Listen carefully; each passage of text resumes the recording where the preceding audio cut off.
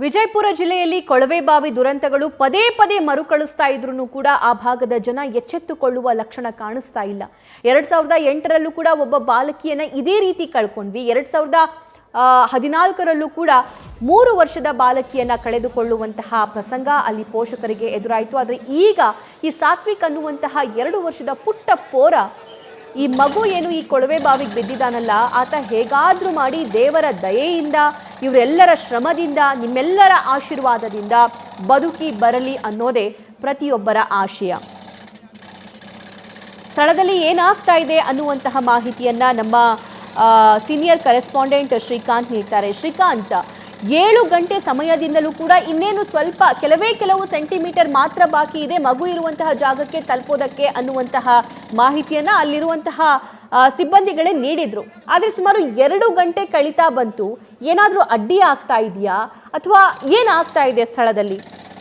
ನೋಡಿ ಸಭಾ, ಈಗ ಪ್ರಮುಖವಾಗಿ ಬಾಲಕ ಏನು ಕೊಳವೆ ಬಾವಿಯಲ್ಲಿ ಬಿದ್ದಿದ್ದಾನೆ, ಆ ಸ್ಥಳಕ್ಕೆ, ಕೊಳವೆ ಬಾವಿ ಇರೋ ಸ್ಥಳಕ್ಕೆ ಸುರಂಗದ ಮೂಲಕ ಏನಂತಂದ್ರೆ ಕೊರೆದು ಆ ಸ್ಥಳವನ್ನ ಸಿಬ್ಬಂದಿಗಳು ತಲುಪಿದ್ದಾರೆ. ಆದ್ರೆ ಪ್ರಮುಖವಾಗಿ ಇಲ್ಲಿ ಅಡ್ಡಿ ಆಗ್ತಾ ಇರುವಂತದ್ದು ಏನಂತಂದ್ರೆ, ಆ ಒಂದು ಜಾಗವನ್ನ ಬಹಳಷ್ಟು ಕಲ್ಲು ಬಂಡೆ ಇದೆ. ಆ ಬಂಡೆಯನ್ನ ಒಡೆದು ಏನಂತಂದ್ರೆ ಅದರ ಅಕ್ಕಪಕ್ಕದಲ್ಲಿ ಬರ್ತಕ್ಕಂಥ ಎಲ್ಲ ಪ್ರದೇಶವನ್ನ, ಆ ಒಂದು ಏನು ರಕ್ಷಣೆಗೆ ಬೇಕಾದಂತ ಏನು ಅನುಕೂಲ ಬೇಕು ಅದೆಲ್ಲವನ್ನ ಸಿದ್ಧಪಡಿಸಿಕೊಳ್ಬೇಕಾಗತ್ತೆ. ಆ ಹಿನ್ನೆಲೆಯಲ್ಲಿ ಆ ಏನು ಕೊಳವೆ ಬಾವಿ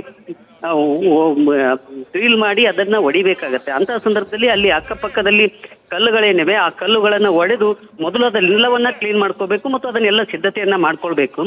ಆ ನಿಟ್ಟಿನಲ್ಲಿ ಈಗ ಏನು NDRF ಹಾಗೂ SDRF ಸಿಬ್ಬಂದಿಗಳು ಆ ಕೆಲಸವನ್ನ ಮಾಡ್ತಾ ಇದ್ದಾರೆ. ಡ್ರಿಲ್ ಹೊಡೆದು ಆ ಏನು ದೊಡ್ಡದಾದ ಕಲ್ಲು ಬಂಡೆ ಏನಿದೆ, ಆ ಕಲ್ಲು ಬಂಡೆಯನ್ನು ಸಂಪೂರ್ಣವಾಗಿ ಒಡೆದು ಹಾಕಿ ಅದನ್ನ ಕ್ಲೀನ್ ಮಾಡಿ ಆ ನಂತರ ಏನಂತಂದ್ರೆ ಕೊಳವೆ ಏನಿದೆ ಆ ಕೊಳವೆಯನ್ನ ಒಡಿಲಿಕ್ಕೆ ಒಂದು ಸಿದ್ಧತೆಯನ್ನ ಮಾಡ್ಕೊಳ್ತಾರೆ. ಆದ್ರೆ ಆ ಕೆಲಸ ಈಗ ಆಗ್ಬೇಕಾಗಿದೆ.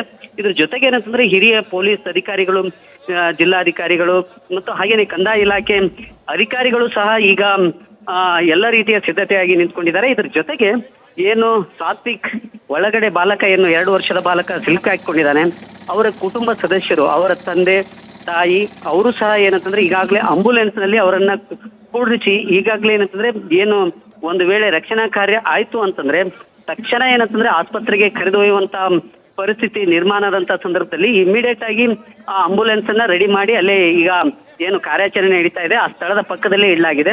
ಅದಾದ ನಂತರ ನೇರವಾಗಿ ಒಯ್ಯಲಿಕ್ಕೆ ಎಲ್ಲ ಸಿದ್ಧತೆಯನ್ನ ಮಾಡ್ಕೊಂಡಿರುವಂತದ್ದು ಮತ್ತು ಆರೋಗ್ಯ ಇಲಾಖೆ ಸಿಬ್ಬಂದಿಗಳು ಈಗ ಏನು ಮಗುವನ್ನ ತೆಗೆದ ತಕ್ಷಣ ಏನೆಲ್ಲ ವೈದ್ಯಕೀಯ ಉಪಚಾರಗಳನ್ನ ಮಾಡಬೇಕು ಅದೆಲ್ಲವನ್ನು ಸಹ ಸಿದ್ಧತೆ ಮಾಡ್ಕೊಂಡಿದ್ದಾರೆ. ಇದ್ರ ನಡುವೆ ಏನಂತಂದ್ರೆ ಈಗ ಅಧಿಕಾರಿಗಳು ಅಂದ್ರೆ ಜಿಲ್ಲಾಧಿಕಾರಿಗಳು ಸಹ ಸ್ಥಳದಲ್ಲಿ ಮುಖ ಮೂಡಿದ್ದಾರೆ. ಅವರು ಸಹ ಕೆಲವು ಸಲಹೆಗಳನ್ನ, ಸೂಚನೆಗಳನ್ನ ನೀಡ್ತಾ ಇದ್ದಾರೆ.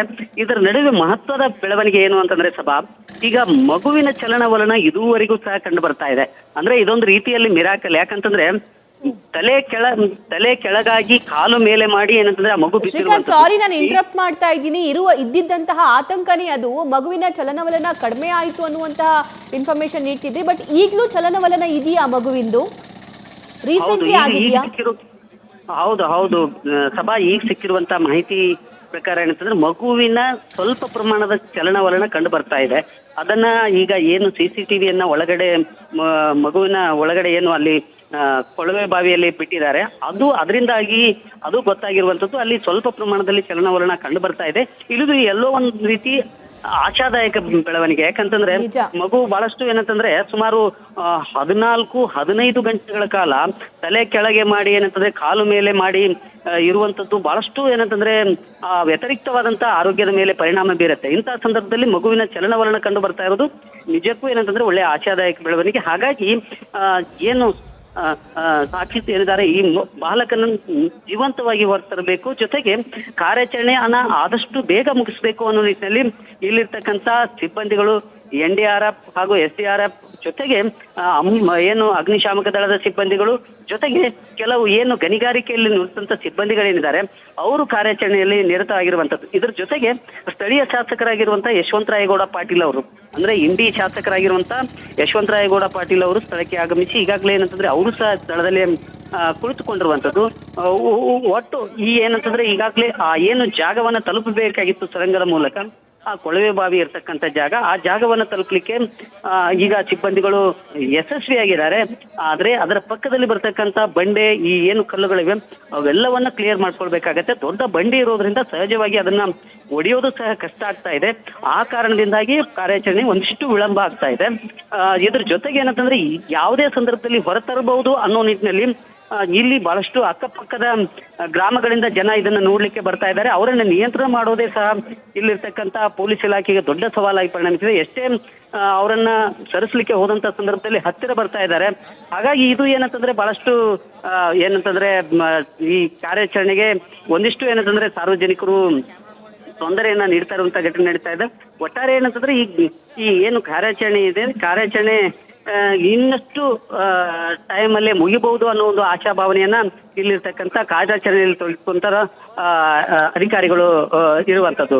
ಸಭಾ ಓಕೆ ಶ್ರೀಕಾಂತ್, ಅವರ ತಾಯಿಯ ಪರಿಸ್ಥಿತಿ ಕೂಡ ತುಂಬಾ ನಿತ್ರಾಣಗೊಂಡಂತೆ ಕಾಣ್ತಾ ಇದೆ. ಆಂಬ್ಯುಲೆನ್ಸ್ ಅಲ್ಲಿ ಕರ್ಕೊಂಡು ಹೋಗಿ ಕೂರಿಸಿದ್ರು ಕೂಡ ಅವ್ರು ಎದ್ದು ಎದ್ದು ನೋಡ್ತಿದ್ದಾರೆ ಕಿಟಕಿ ಮೂಲಕ, ನನ್ನ ಮಗ ಬಂದಿದಾನ, ಹೊರಗಡೆ ತೆಗ್ದಿದಾರ ಅಂತ ಅಂದು. ಸೊ ಅವರ ಪರಿಸ್ಥಿತಿ ಹೇಗಿದೆ ಅಂತ?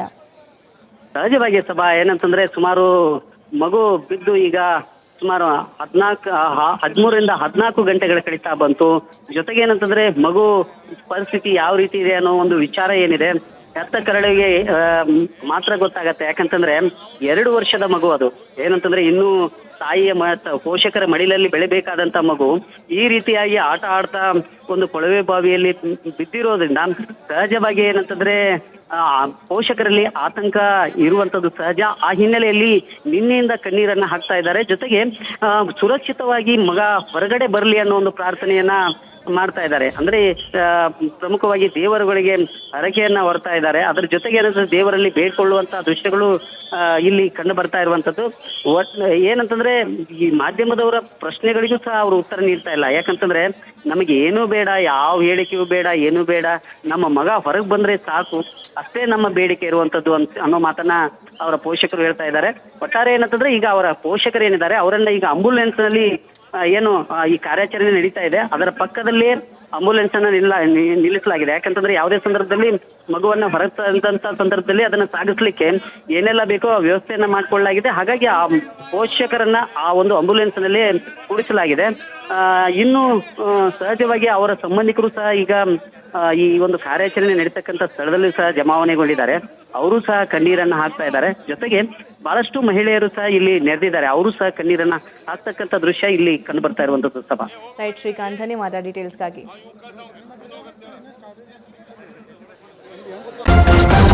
ನ್ಯೂಸ್ ಫಸ್ಟ್ ನಿರ್ಭೀತಿಯಿಂದ ನಿಮ್ಮ ಪರವಾಗಿ.